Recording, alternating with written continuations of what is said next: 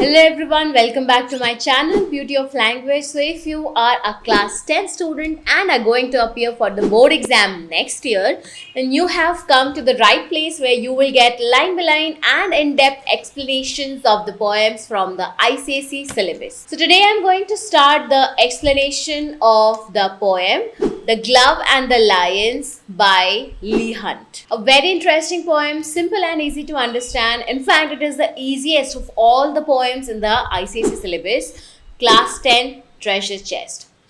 Now, if you want to know about the explanation of haunted houses, when great trees fall, a considerable speck, and the power of music, then you can watch them on my channel. The videos are already available. For a quick summary, poetic devices, and main themes of these poems, you can watch the shorts on my channel. Also, I'll put the link to the long form videos in the description below. And if you want the notes for these poems, then you can visit my website beautyoflanguage.in. You will get everything there from themes, poetic devices, short summary to line by line explanation. Now let's get started. First things first about the poet. Now, this Leigh Hunt was a romantic writer. He was an essayist, editor, critic, and a prolific poet. So he was contemporary of romantic poets like Keats, Byron, and Shelley. He was also one of the most outspoken and influential journalists in the age of the French Revolution. The Romantic literary movement, this movement, it emphasized on individualism. It emphasized on nature and emotion. So Hunt is basically remembered for his detailed descriptions, the lyrical quality of his verse, his appreciation of nature, and his mastery of mood and atmosphere.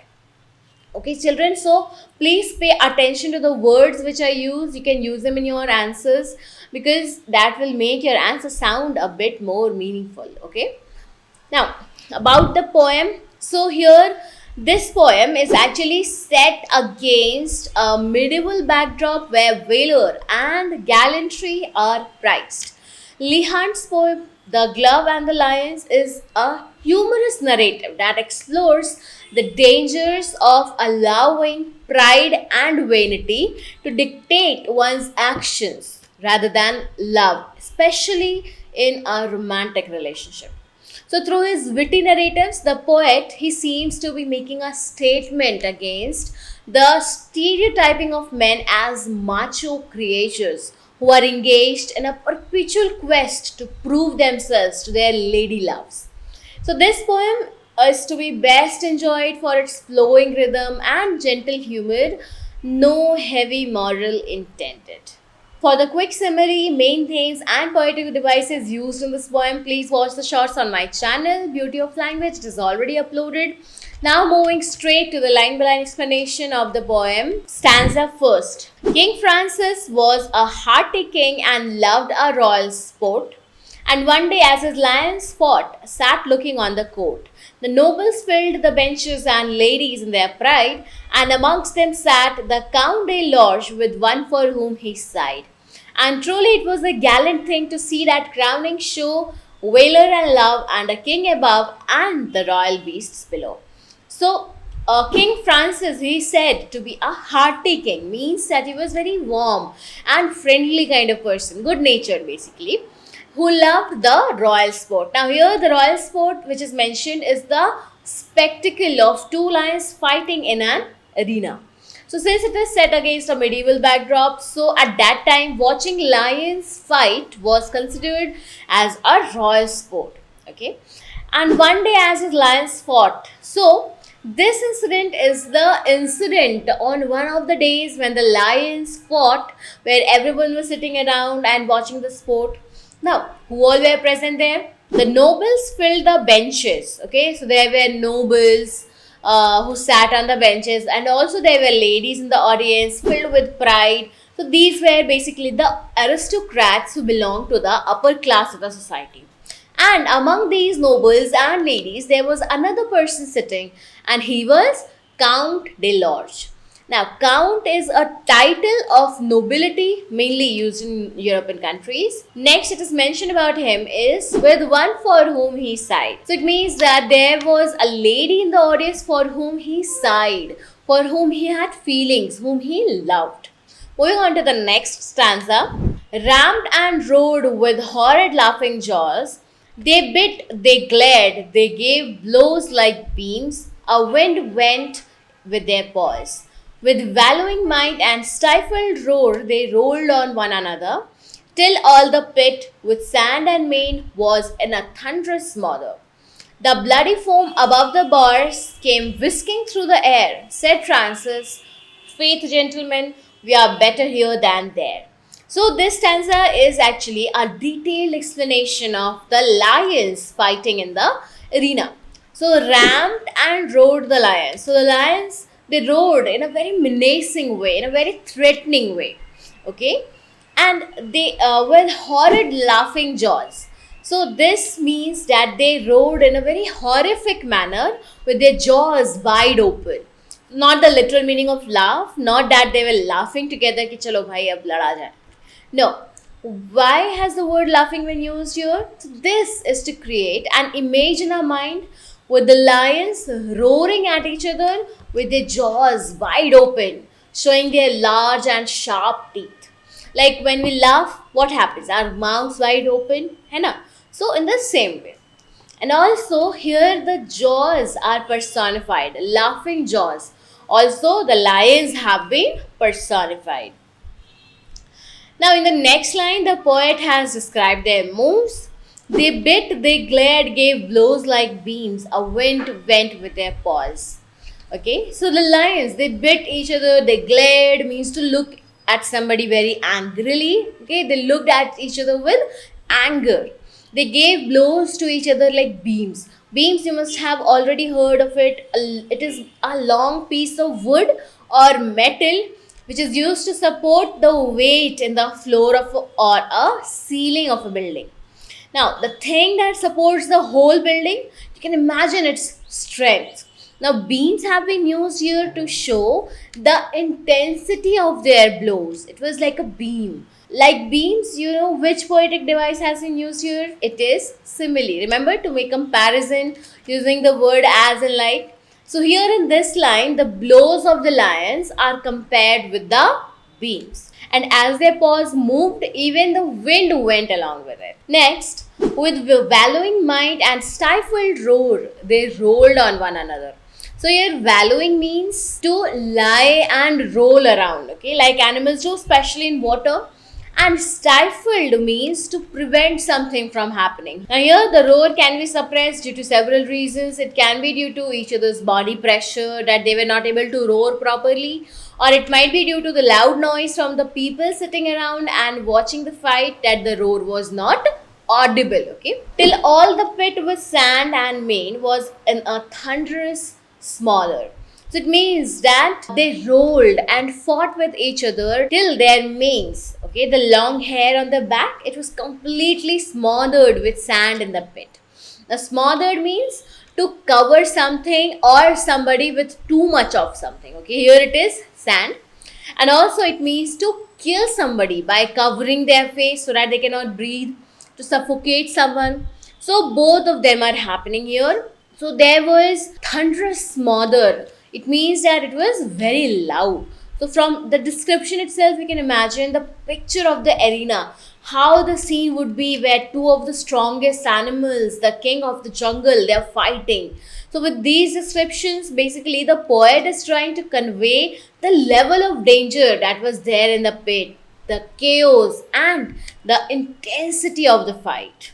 Next, the bloody foam above the bars came whisking through the air. It means that there was blood. Obviously, when there is violence, then when there are two beasts fighting, there will be bloodshed.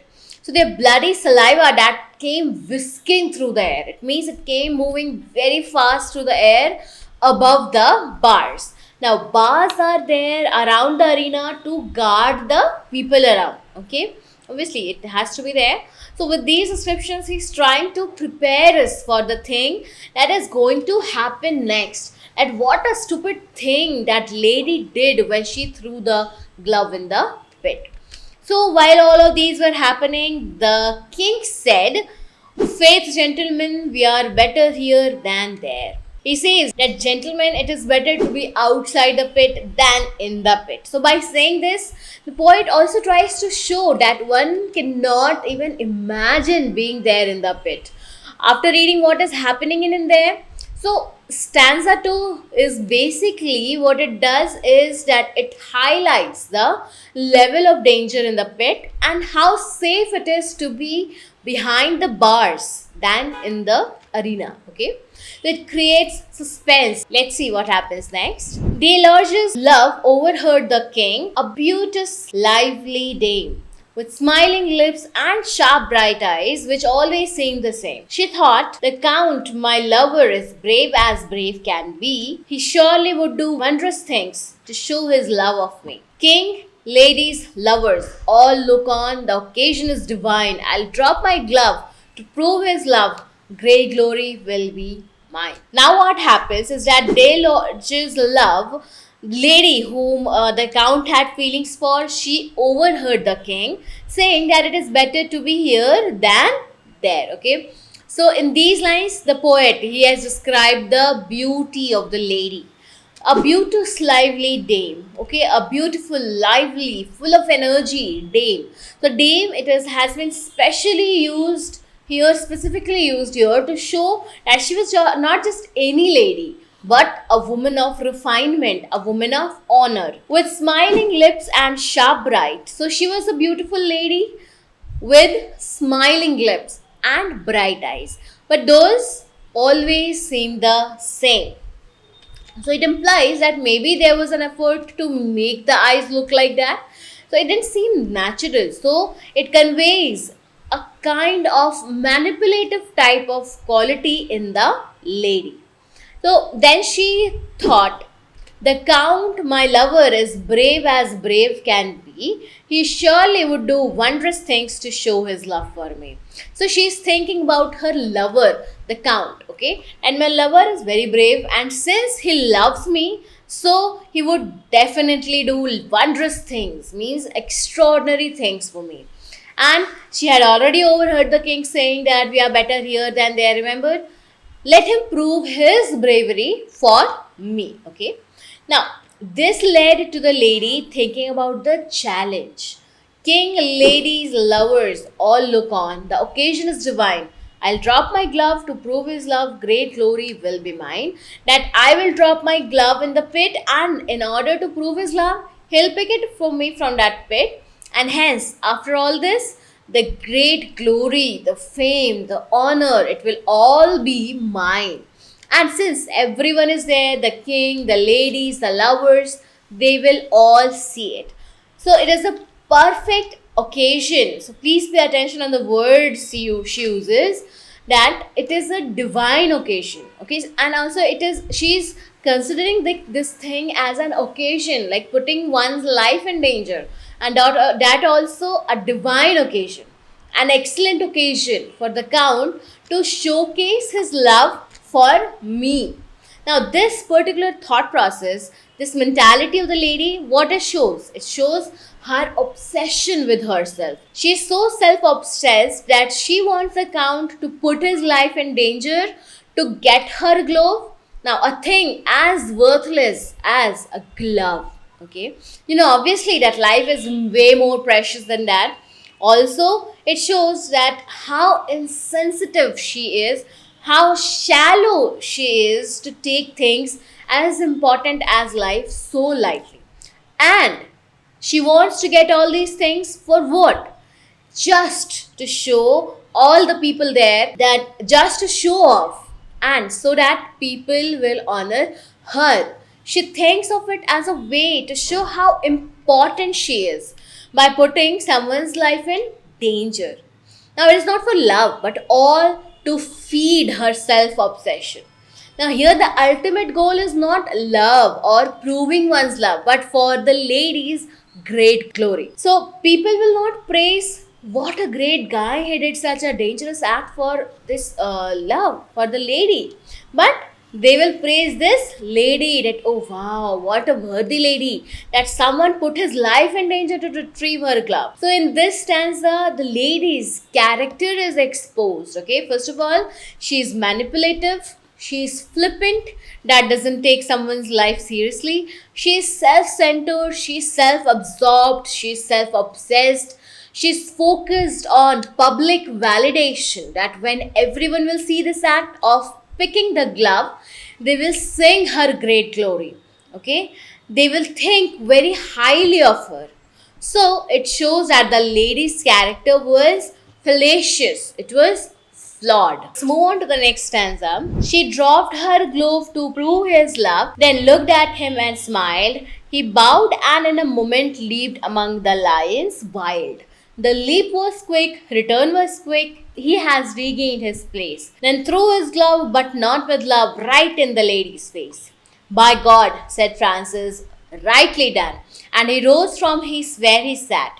No love, quoth he, but vanity sets love a task like that. So, next, she dropped her glove to prove his love, then looked at him and smiled. So, this lady, what she does? She drops the glove. Okay, now this act is done deliberately, okay, not by mistake, a completely calculated act, okay, which is supposed to be an act of proving the count's love for her, to provoke him to do so. And you know her real motive behind all of this, right? To satisfy her own inflated ego, her self obsession. So she looked at him and then smiled. Now, this smile is not like that beautiful smile, that gentle smile. It is like, ab ye karke dikhao. Then what happens? He bowed and in a moment leaped among the wild. So the count, what he does, he bows as it is a gesture of respect. And in the next moment, he leaped among the lions. He jumped among the lions wild. So we have already read how the scene of the pit was, right? That is why it is used lions wild here, okay? The leap was quick, return was quick, he has regained his place. So the leap, the jump into the pit, it was quick, and also the return from the pit was quick. So after doing this act of bravery, he regained his place. He came back to his position. Then threw the glove, but not with love, right in the lady's face. So he threw the glove that he had retrieved from the pit, putting his life in danger, right in the lady's face. And this was not in love, but with hatred, okay? It was done with anger and with resentment, okay? He kind of insulted her. So he felt the bitterness because of the way she manipulated him into getting that glove. Okay, so here we see that the count's feeling, how it changed towards her. So the person who sighed for him in the first stanza is now throwing the glove in resentment. So after saying this, by God, said Francis, rightly done. And he rose from where he sat. So King Francis, he was saying all this, he saw all this and said, by God, this was absolutely the right thing to do, because such manipulation deserves this treatment. See, the act of throwing the glove in her face. And then he rose from where he was sitting and said further, no love, quoth he, but vanity sets love a task like that. So he says that this was a right act, because he said that this challenge, it was not out of love, but it was all out of vanity. It was due to her excessive pride in her appearance and beauty. And this is the actual message that this poet is trying to convey through this poem, okay? It supports the main theme of this poem. It emphasizes the theme of the poem. It suggests that if love is true, then it doesn't need any public validation. And where there is vanity, self-love, self-obsession, then true love cannot exist. So I hope it was easy for you to understand. In case of any queries related to the poems, you can comment below. If you have found this video useful, like it, share it among your friends, and also subscribe to the channel for more updates. I will see you in the next video. Till then, bye-bye. Take care.